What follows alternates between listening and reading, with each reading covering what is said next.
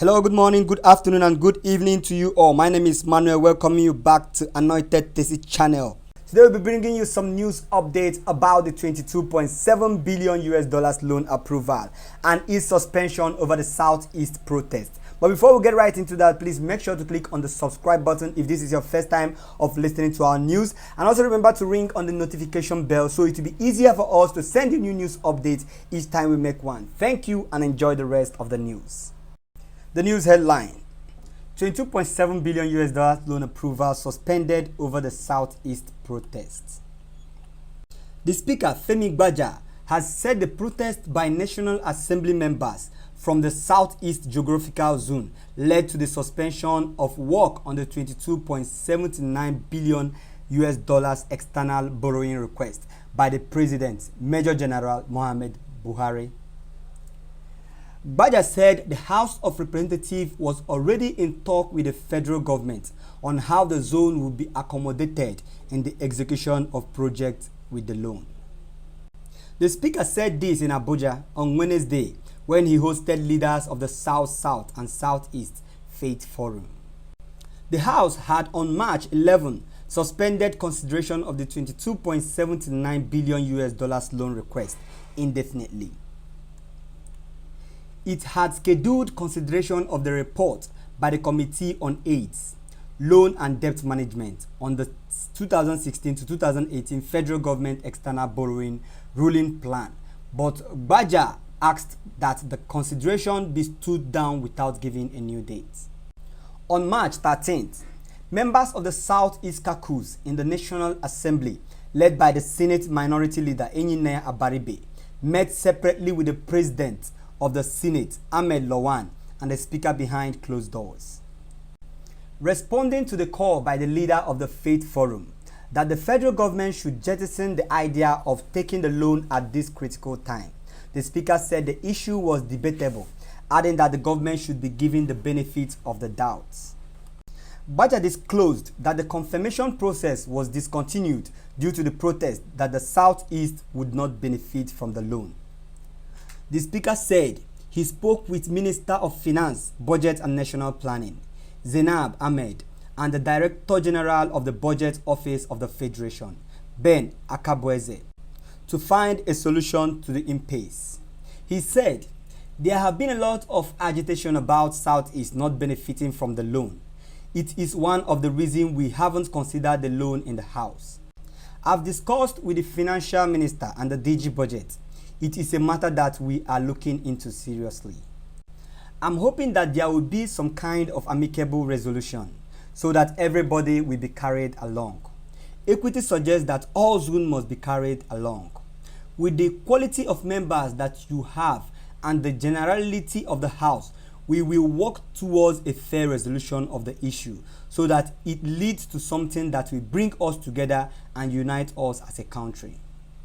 Gbaja also said the House was already addressing the issue of open grazing and insecurity, amongst others, as raised by the cleric, challenging them to come up with an alternative and possible solution to any issue that they were uncomfortable with.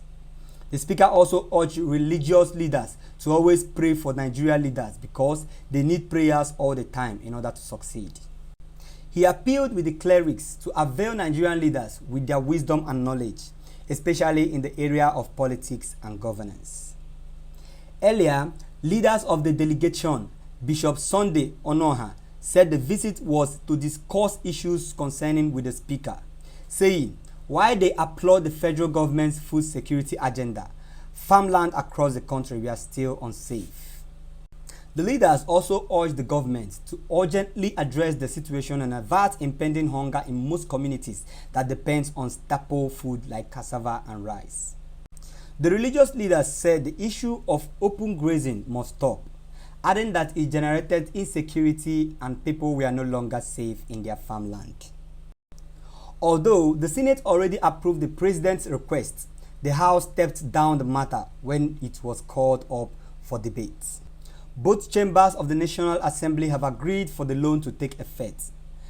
Gbaja said while the federal government believes the loan is important, all regions although be captured in the spending plan.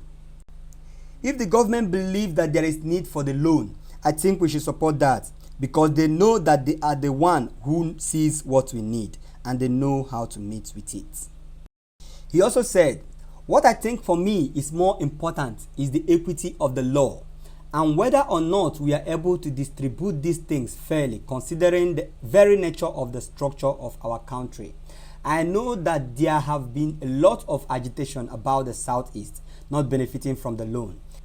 Earlier, the financial minister said the government was suspending the loan request based on global economic realities. Amidst disagreements and arguments which forced the Senate to a closed-door decision that lasted for about 30 minutes, the Senate passed the loan about a fortnight ago. Thursday last week, the Southeast caucus in both chambers of the National Assembly complained about the exclusion of the region from infrastructural projects for which the federal government was planning to borrow $22.7 billion. This aside, the caucus also complained about poor representation of the region in the appointments in the National Assembly institutions. As the agitation grew, the Senate President Ahmed Lawan and the Speaker of the House of Representatives Femi Baja went into a closed-door meeting with the Southeast lawmakers. The leader of the caucus and former Deputy Senate President Ike Ekweremadu told journalists after the meeting that they have been assured to be included in the loan projects. He said, "We believe the matter will be either revisited or since it have not been passed into the House, the appropriate thing will be done and our people fear will be allayed." On the exclusion for key points, Mr. Ekweremadu assured that the leadership of the National Assembly had agreed to address it as soon as vacancies occur in the need of these positions. That is it on our news today. What do you think? For me, I think the federal government is on it again. Gradually, this is becoming a thing. The Southeast is being left over. They are being left out gradually. We are now begging to be included in our own country's budget. What a mess. Ekweremadu are trying to calm people down. Why on earth will he go and vote when he have been assured that something will be done about it? But I think he is wise enough. Why will he then go and endorse his vote when he have not confirmed that the Southeast they are just promising to see what they will do about it? You can imagine when for key points that the Southeast are excluded, they are blatantly telling us that the leadership of National Assembly have agreed to address that as soon as vacancies occur in the need of these positions. What is that trying to entail? Which means these people don't even have us at heart. They don't even care about what we think. They don't even care about our contribution in this country. Ekweremadu is becoming weak and very cheap. Ekweremadu, who should have even defended the Southeast inclusion more than Engineer Abaribe, is being assured that they will include the Southeast in infrastructural inclusion, and they haven't done that nor amended it. But you supported the approval of the Senate, and our people over here think that they have someone there in the Senate. Ekweremadu, you would have become wiser and smarter to the northern politics, so that the whole time you spend there will not be for nothing. They are calling you over here Judas the betrayer. And I'm seeing some sense in that because you are only trying to calm your people while you are endorsing the northerners. You are approving something and they are promising you something else. Engineer Abaribe, Senator Engineer Abaribe tried his best. I must applaud that man. He tried his best. But the Ekweremadu came and calmed the young man down. He just iced Engineer Abaribe. And Engineer Abaribe have no other option than to follow him. Okay? You have to follow him up so that they won't see him as someone very stubborn and find a way to kick him out of the Senate. The best review that could happen to that project allocation regarding the Southeast is the allocation of extra $1 billion. And I'm telling you the truth, it's nothing more than that. To the whole Southeast, I mean. Yes, they could just allocate extra $1 billion to the whole Southeast and you see the whole thing would die off. or even in their norms, there might be nothing allocated to, and there is nothing will happen. Believe me, nothing will happen. These guys are coming out to say we are suspending this because of the Southeast the agitation, blah blah blah blah blah. There is nothing they will do about it, and they will just fumble this whole thing, and you will see the project will proceed.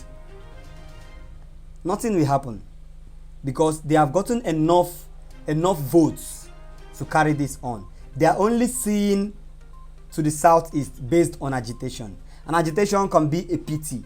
It is not anymore the right of the Southeast that they are seeking for. This is no more a thing of right. Let me make it clear. This is a thing of pity, and when you pity someone, you don't give him the whole of what he deserves. That's the truth, and that's my viewpoint on this.